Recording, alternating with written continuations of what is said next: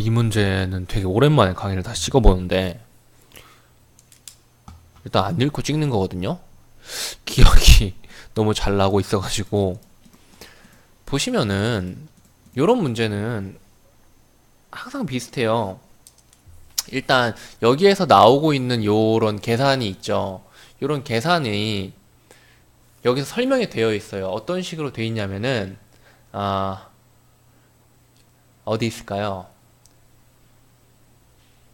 각각의 입력 단자에 할당된 가중치를 입력값에 곱한 값들을 모두 합하여 가중합을 구한 후 고정된 임계치보다 가중합이 작으면 0, 그렇지 않으면 1과 같은 방식으로 출력값을 내본다. 여기서 낸 거예요. 볼까요? A, B, C 현재의 가중치는 각각, 이거 그냥 계산하시면 됩니다. 산수예요, 이제부터는. 가중치는 각각 0.5, A, 그냥 B, C 이렇게 그냥 해봅시다.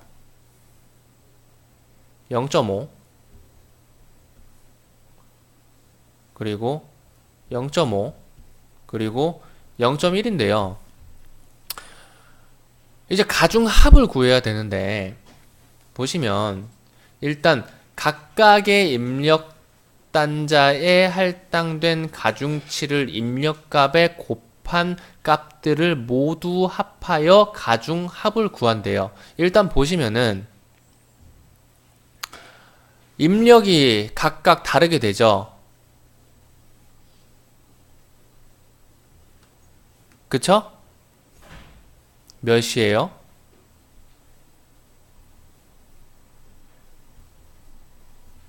가중 합이 몇 시예요? 0.6이죠? 그쵸? 0.6이라서 출력을 몇을 해야 돼요? 0을 출력했어요.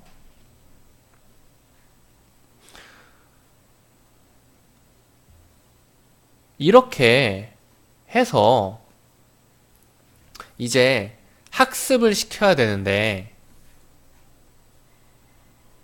보시면은 출력이 0이 됐고 정답이 1이 됐는데 출력값과 정답에 해당하는 값의 차이가 줄어들도록 가중치를 갱신하는 과정이라는 말은 뭐냐면은 출력을 결국은 1로 만들어주고 싶다는 거잖아요. 정답과 차이를 줄인다는 말은 정답과 차이가 없어지는 것이 궁극적이라는 말이죠. 아이씨, 다 지워버렸다. 아무튼 간에 자, 그래서 보시면 이때의 출력값을 구하고 어떤 학습 데이터가 주어지면은 아까 0.5 다시 씁시다. 0.5 이제 위에서 아래로 해볼까? 아니, 그냥 WB는 0.5 WC는 0.1인데 여기에서 학습 데이터 곱하기 1 곱하기 0 곱하기 1을 해가지고 다 더했더니 0.6이 돼가지고 1보다 작아. 그래가지고 0을 출력을 했어요. 그쵸? 그래서 이때의 출력값을 일단 구했어요. 학습 데이터와 함께 제공된 정답에 해당하는 값 뭐였죠? 1이죠. 1에서 출력값을 뺀 값이 오차값이에요. 1에서 0을 빼면 뭐가 돼요? 1에서 0을 빼면 1-0은 1이죠. 얘가 뭐예요? 오차값이에요. 이 오차값의 일부가 출력층의 출력단자에서 입력층의 입력단자 방향으로 이렇게 되돌아간다는 겁니다.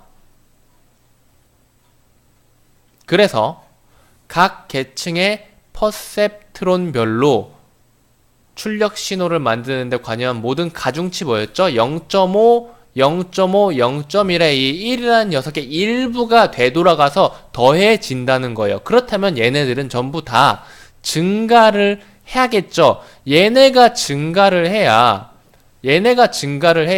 학습 데이터 얘네를 곱했을 때 결국은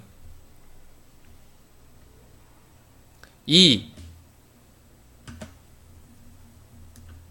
녀석이 이 곱한 이 합이 1보다 작지 않게 돼서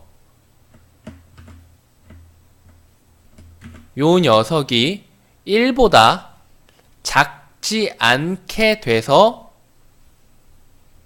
출력값을 1 만든다는 거예요. 이렇게 하기 위해서 계속해서 0, 0, 0, 0, 0, 0, 0 출력돼가지고 1에서 정답값인 1에서 0을 빼면 계속 오차값 1, 어떤 일부분이 점점 플러스 되겠죠. 그렇죠? 그래서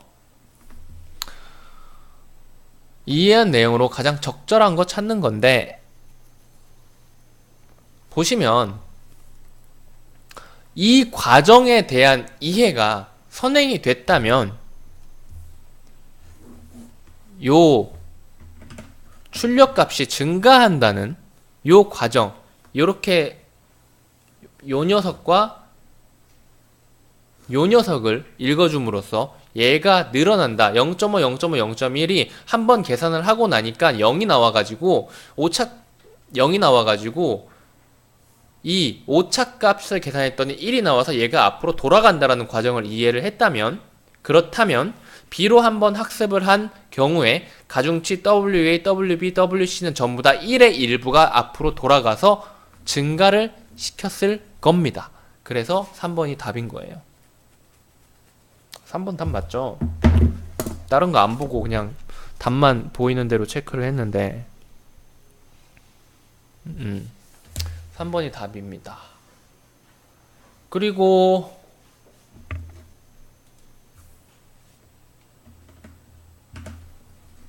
나머지 선지도 한번 찾아볼까요? 나머지 선지는 근거 찾는데 좀 오래 걸릴 것 같은데 지문 안 보고 지금 풀고 있는 거라. 보시면은 파란색으로 해봅시다. 1번 B로 학습시키기 전에 판정 단계를 먼저 거쳐야 하겠군. 이거는 학습 단계랑 판정 단계의 선후 관계를 봐주시면 되는데, 학습 단계, 판정 단계라는 단어를 찾으셔야 됩니다. 학습 단계, 판정 단계. 학습 단계가 먼저 있고요. 그 다음에 마치고 판정 단계로 전환한다라고 하니까 판정 단계가 먼저 거쳐지는 녀석이 아닌 거죠. 이 퍼셉트론이 1을 출력한다면 가중합이 1보다 작았기 때문이 아니라 1보다 작지 않았기 때문에 요 녀석은 요 조건이 그대로 여기가 1번 선지 근거고 요 녀석이 바로 2번 선지 근거인 거죠. 그리고 3번 선지는 방금 전에 제가 동그라미 쳤던 그 부분을 읽으면서 직접 계산을 하는 상상을 해보셔야 됩니다. 손으로 계산해도 좋고요. 쓰면서 3점짜리 문제니까. 자, 그리고 4번 B로 여러 차례 반복해서 학습시키면 퍼셉트론의 출력값은 0에 수렴할까요? 아니면은 이 퍼셉트론의 목적 자체가 출력값과 정답값의 차이를 없애기 위한 건데 0에 수렴하는 게 아니라 1에 수렴을 해야겠죠. 그쵸? 그리고 실제로 이 녀석을 보면 1과 0밖에 안 나오니까 1에 수렴할 수밖에 없죠. 수렴한다는 말 자체가 이렇게 간다는 말인데 0과 1밖에 존재하지 않는 녀석이니까 0이냐 1이냐만 판정을 해주시면은 이 선지에 대한 방금 전에 제가 계산했던 그 부분이 근거가 되는 겁니다. 5번 B의 학습 데이터를 한 번 입력했을 때 그에 대한 퍼셉트론의 출력값은 1이겠군. 이 맞나요? B의 학습 데이터를 한 번 입력했을 때 이 계산한 결과가 어떻게 됐죠? 출력값이 0이 나왔죠. 그리고 여기에서 추가로 하나 더 이 5번 선지를 조금 더 어렵게 만들어 볼게요. 5번 선지를 조금 더 어렵게 만들어 볼게요. B의 학습 데이터라고 해야 할까?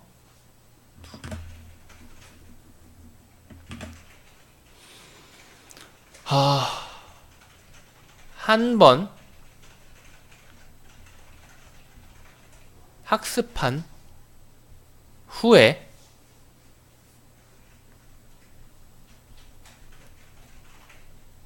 퍼셉트론의 출력값은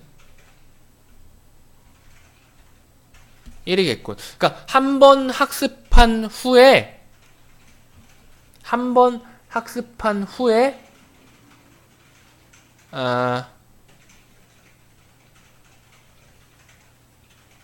뭐라고 해야 되지? 뭐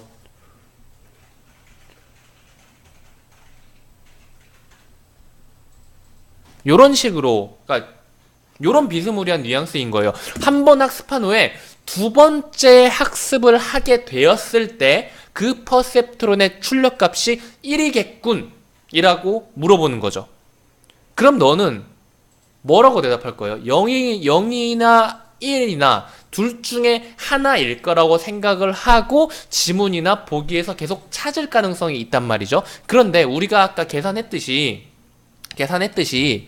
오차값이라는 녀석, 오차값이라는 녀석이 아까 몇이었죠? 1이었죠. 정답값에서 출력값을 뺀 녀석이니까. 오차값이라는 녀석의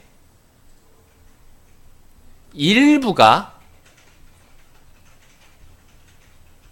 가중치에 더해진다라는 사실만 알고 있기 때문에 얼마가 더해지는지 몰라요. 그러니까 요 녀석은 틀린 말입니다. 무슨 말인지 알겠어요? 출력값은 알 수 없다가 답인 거예요. 맞는 말인 거예요. 이런 식으로도 변환을 시킬 수 있는 선지였어요. 5번은. 이 문제 이해됐죠? 예전에 풀 때보다 조금 다르게 풀기는 했는데 이게 좀 더 좋은 것 같은데 이렇게 풀어봤습니다.